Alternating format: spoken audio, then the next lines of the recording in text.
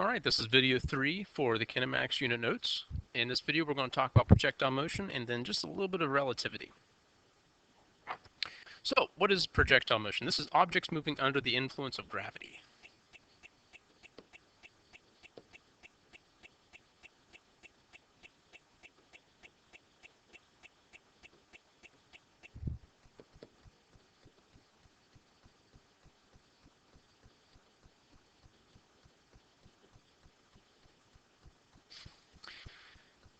What makes this doable is you have to see the motion in two parts, a vertical part and a horizontal part. The vertical part obeys the acceleration formulas. The horizontal part obeys the constant velocity formulas. So for the first part here, let's imagine that we have a cannon that is shooting a cannonball off of a cliff. This first red part here represents if there were no gravity. The ball would follow in a straight line path, as described by Newton's first law. An object in motion stays in motion in a straight line path. So what we would have is the cannonball would give it some initial horizontal velocity, and that would never change.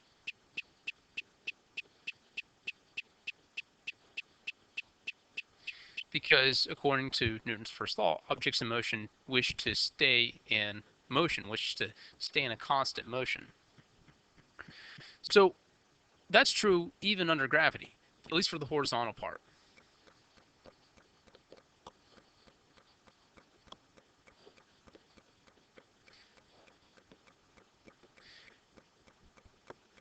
On the horizontal axis, the velocity remains constant. So what that means then is for the x-axis,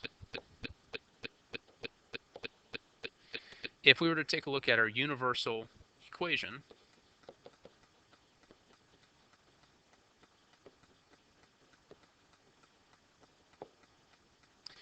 the acceleration would be 0. So what this would look like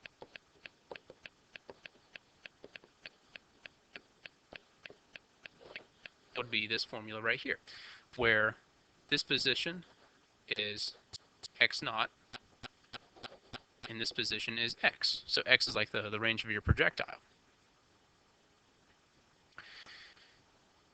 Now for the y-axis, well, initially, the initial y value for the velocity is 0. But then, as it moves, gravity takes hold. And gravity begins to increase the vertical velocity.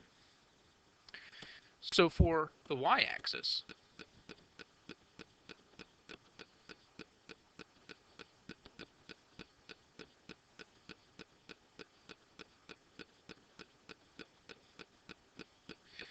in this case, the initial y velocity is 0, so that's gone. So I'm left with y equals y naught plus 1/2. Now, the acceleration is the acceleration due to gravity, g, where g, we'll go ahead and we'll go with -10.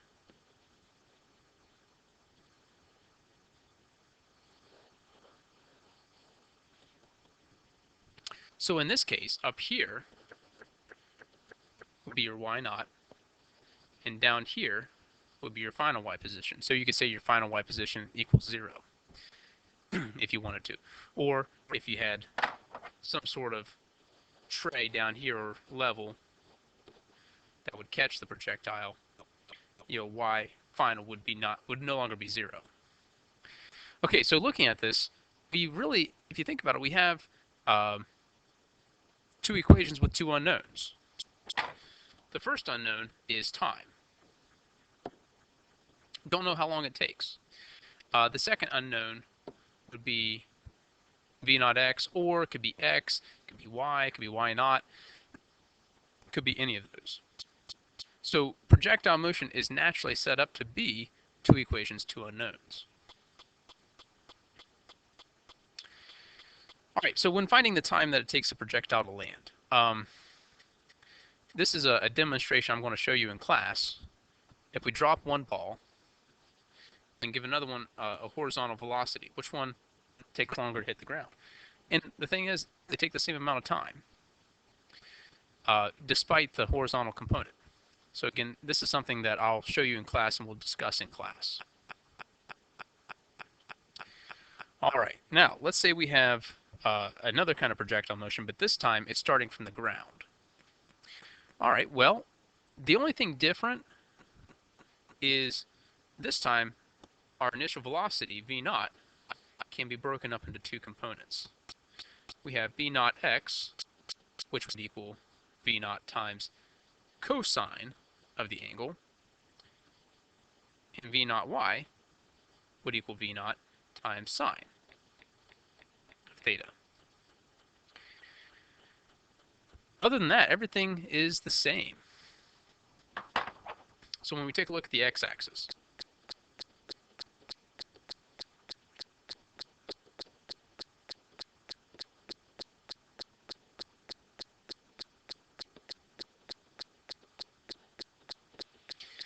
we have zero acceleration. So the x-axis looks like this.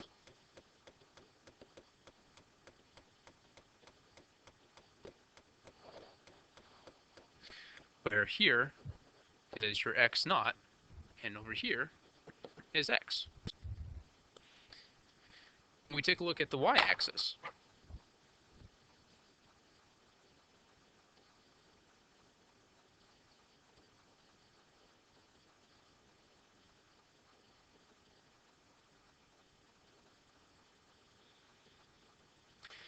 the acceleration is g.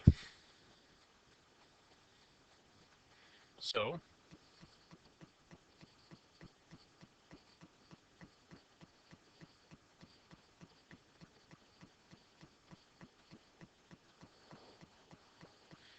we're left with this equation.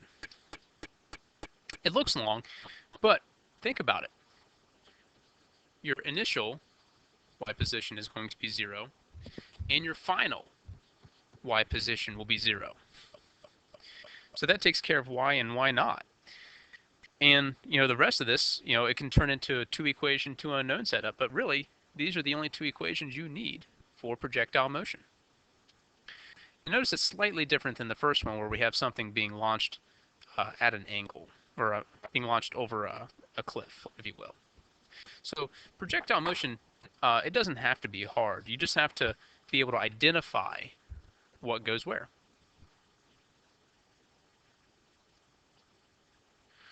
All right, now this last one, this isn't part of the learning goals. I'm not really sure if this will be on the AP exam, but it's something I do want to talk about because it's fun. A little bit of relativity. So let's think for a moment that you are traveling down the interstate at a constant 55. Ahead of you, a car is moving at 50 miles per hour. First off, how fast are you moving relative to the car ahead of you? And thinking about that, well, if you are moving in a positive direction,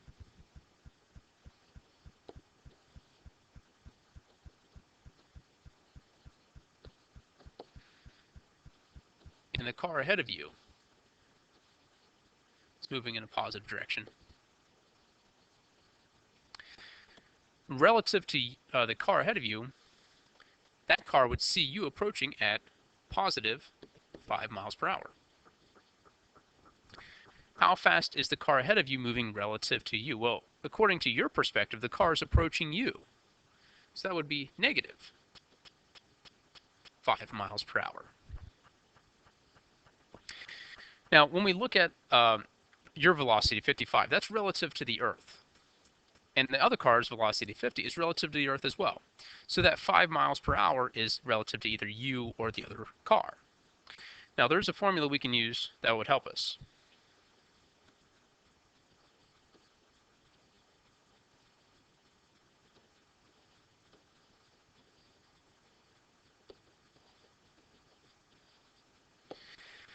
So in this formula, g means the ground. So velocity bg is velocity of object b relative to the ground.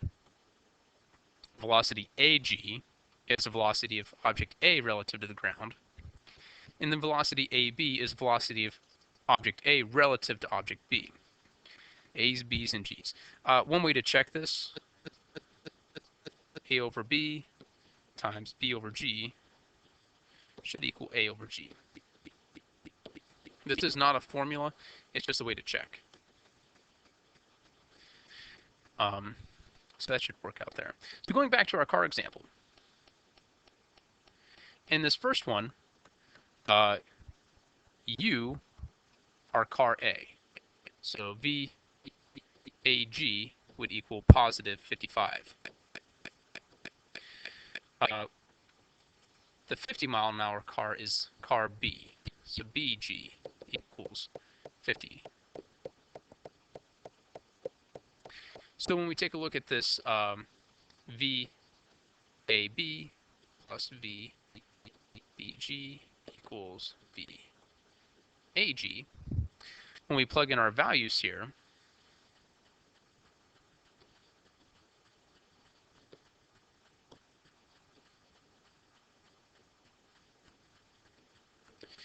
we would get 55 minus 50, which equals positive 5. In the second one, this time car A is always what's being compared against. So this one, VAG equals 50, and car B is U.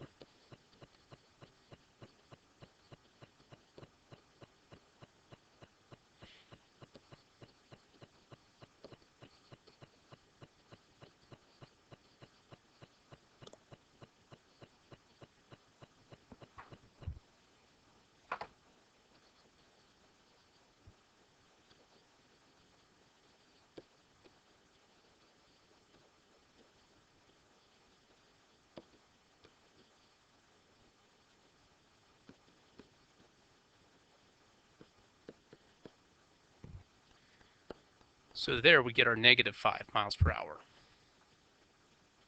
So this is a very simplified case. Let's take a look at a more complex case. Let's say we have a boat that is heading north, crossing a wide river. The river has a velocity of 10 kilometers per hour. The boat has a velocity of 10 kilometers per hour relative to the water. The river is moving at a nice constant 5 kilometers per hour east, and we want to determine the boat's velocity with respect to an observer on the shore. Okay, so let's begin by setting up our Cartesian coordinate system.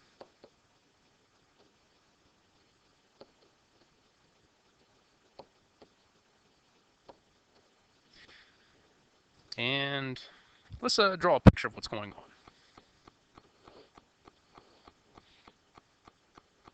So here's our boat. And the boat has a velocity in this way. The river has a velocity in this way. So obviously the boat is going to take a path in that direction. So what we have is the velocity of the boat relative to the river, the velocity of the river relative to the ground, and that has to equal the velocity of the boat relative to the ground. And we can do our quick little check here.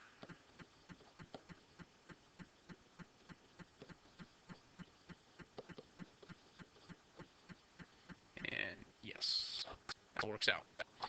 Right, so that's correct. Okay, so let's get our values then. Velocity of the boat relative to the river. Okay, well that is 10 kilometers per hour north. Velocity of the river relative to the ground, that is 5 kilometers per hour east, so both of these are positive. And what we want to find is the boat relative to the ground, because the observer is standing on the ground. Okay, so looking at that then, if I were to draw these out,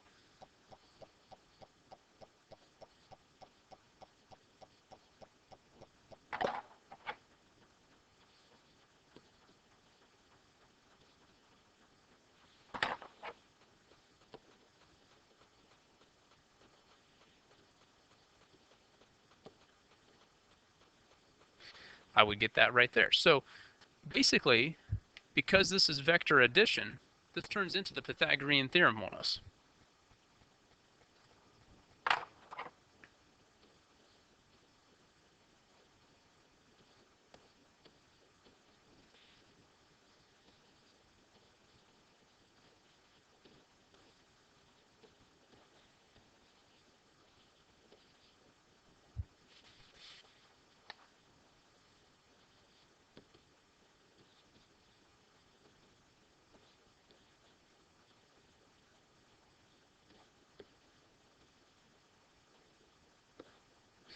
So velocity of the boat relative to the ground, if we use,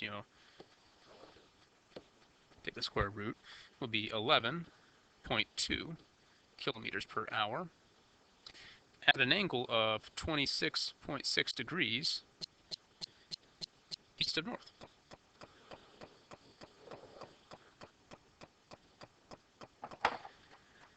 All right, that concludes the kinematic units notes.